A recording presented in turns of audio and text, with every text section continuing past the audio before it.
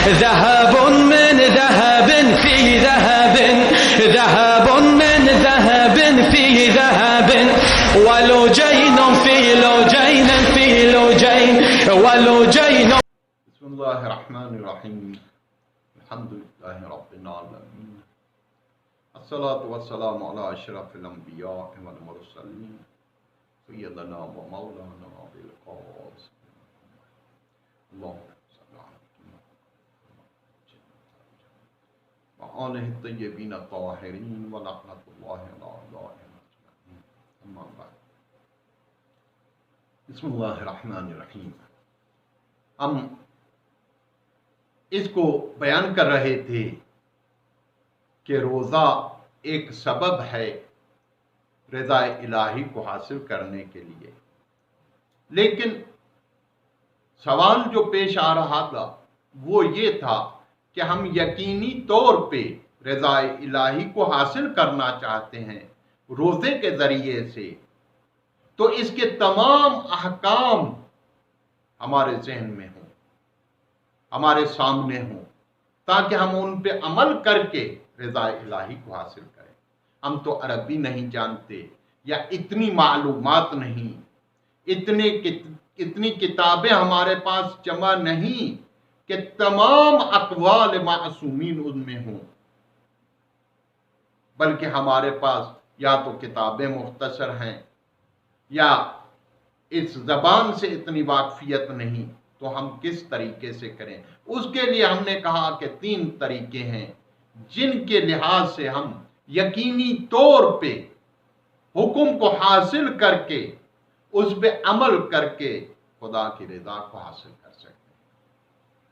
اس میں سے پہلی صورت یہ ہے کہ خود انسان اس حد تک قرآن اور روایات کا علم رکھتا ہو جو یقینی طور پہ ان پہ عمل کر کے اور رضا الہی کو حاصل کرے. یعنی خود اتنا عالم ہو، اس قدر علم رکھتا ہو کہ قرآن سے ان احکام کو اور روایات جو معصومین کے ہیں ان میں سے احکام کو نکالے اور ان پہ عمل کرے. یہ ظاہراً صرف مجتہدین کا ہی کام ہو سکتا ہے جو اس منزل پہ ہیں، اس حد تک وہ علم رکھتے ہیں کہ وہ قرآن اور روایات سے ایک حکم کو سمجھ کر اور اس کے تمام احکامات کو حاصل کر کے اس پہ عمل کریں. یہ صرف ان کے لیے ہے، باقی افراد جو ہیں وہ اس میں شامل ہیں. دوسری صورت احتیاط پہ عمل کرنا ہے.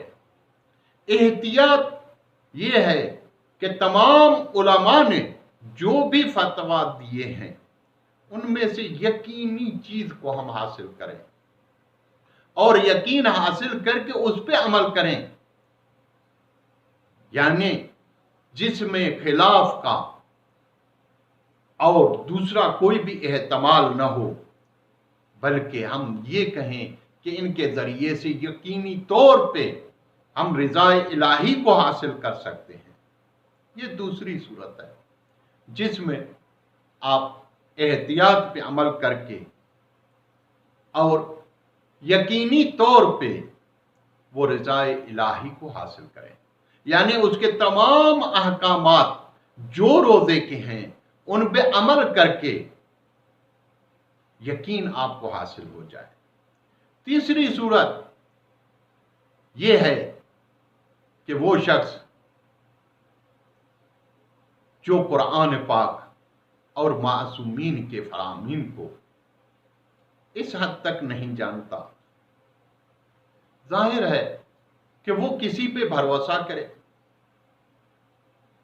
جب خود کو علم نہیں، خود اس حد تک نہیں جانتا، تو ظاہر ہے کہ وہ کسی کے پر بھروسہ کرے.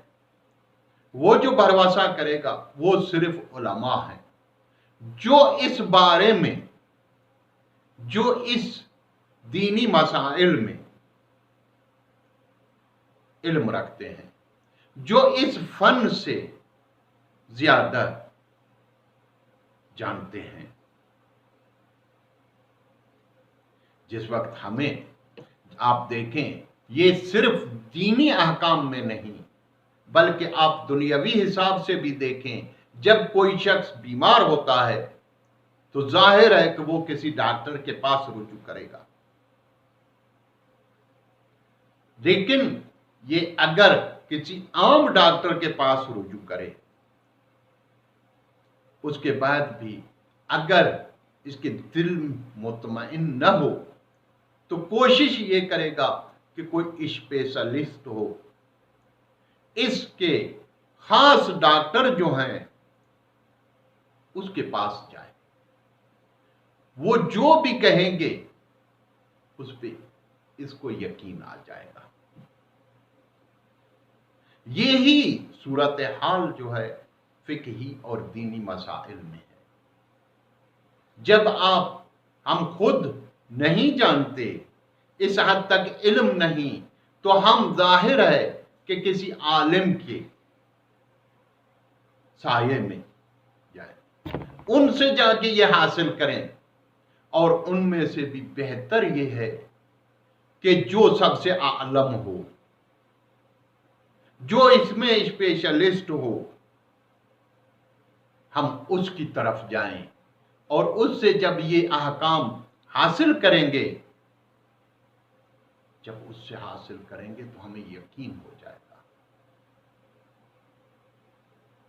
یہ ایک صرف عقلی طریقہ نہیں، عقل بھی اسی کا حکم دیتا ہے کہ جب تم نہیں جانتے تو آپ جس پہ اعتماد کرتے ہو، جو اس فن سے واقف ہیں، اس کی طرف رجوع کریں۔ جیسے آپ دیکھیں گھر کے دوسرے کام میں، یہ سب میں ہم کسی اور کی طرف، کبھی کسی مستری کی ضرورت ہے، پلمبر کی ضرورت ہے، جو بھی ضرورت پڑتی ہے اس کے پیچھے جاتے ہیں، اس کو لے کے آتے ہیں۔ کیوں؟ اس لحاظ سے کہ ہم نہیں جانتے۔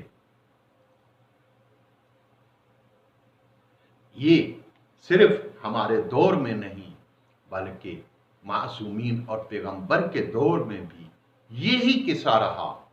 جو علم نہیں رکھتے تھے وہ ان علماء اور جو ان کی طرف سے پیغمبر یا معصومین کی طرف سے حجت ہوتے تھے، ان سے جا کے معلوم کرتے تھے۔ اس کو انشاءاللہ ہم آگے کچھ ایک دو روایتیں اور اس کی طرف بھی ہم اشارہ کریں گے، لیکن اس وقت دعا ہے کہ پروردگار عالم اس ماہ مبارک سے اور اپنی رضا حاصل کرنے کے لیے ہمیں توفیق عنایت فرمائے، اور مولا امام زمانہ کے ظہور میں تعجیل عنایت فرمائے۔ آمین۔